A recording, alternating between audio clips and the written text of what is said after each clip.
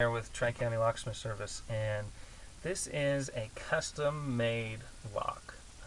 Basically, I found it kind of fun and entertaining to build and design challenge locks for lock pickers on YouTube, and it's become quite entertaining for me.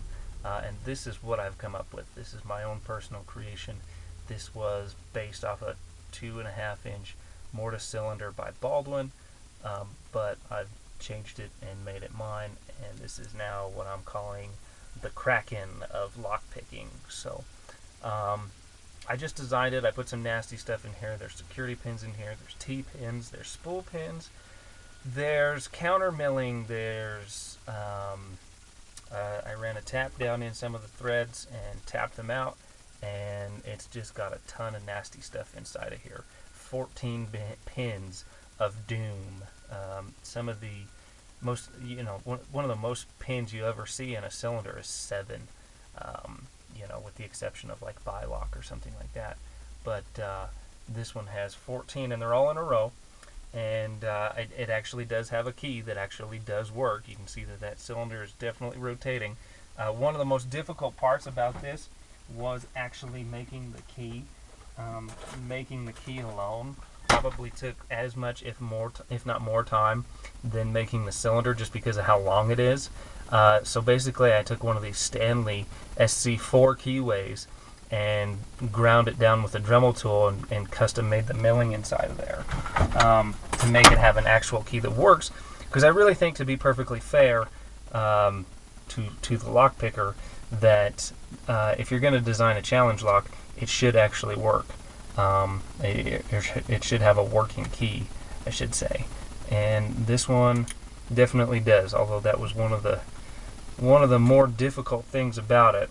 You can see this key. You just need to be super careful with this key, and you can see that key right there. You can see some of the millings on it right here. This is the problem. I probably went through about 18 different keys trying to make this with solder, epoxy, all kinds of different stuff. And where this milling comes together is very, very difficult to recreate with simple tools. I made this entire thing with a drill press and a Dremel tool, pretty much.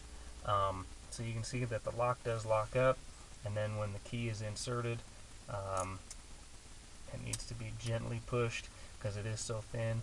It may need a little rocking back and forth with the tailpiece back here to get it to fit all the way, but it definitely does work.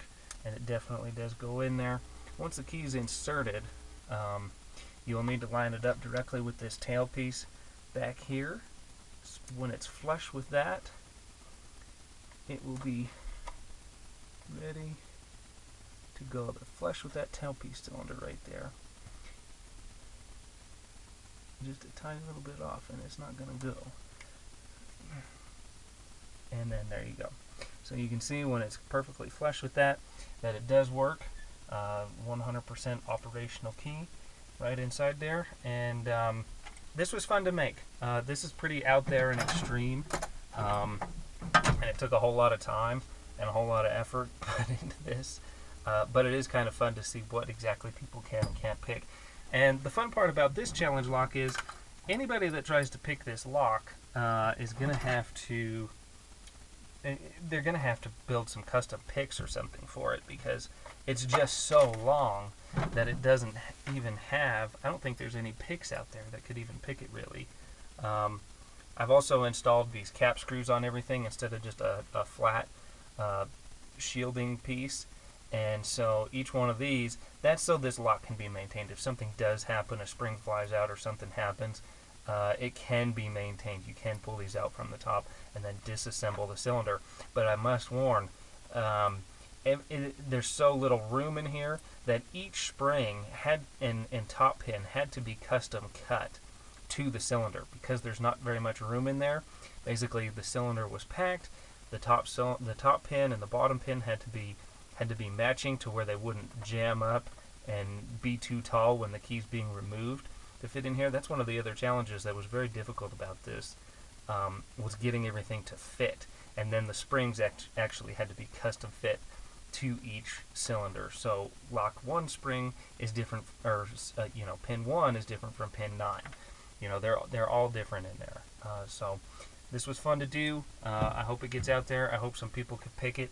I hope it takes a while before they can get it, but I hope it happens, and then we'll come up with something different, and we'll do something different, and we'll go off the wall, and we'll go back to the drawing board and throw out all the rules and do something different. So for more information, go to www.tricountylocksmithservice.com.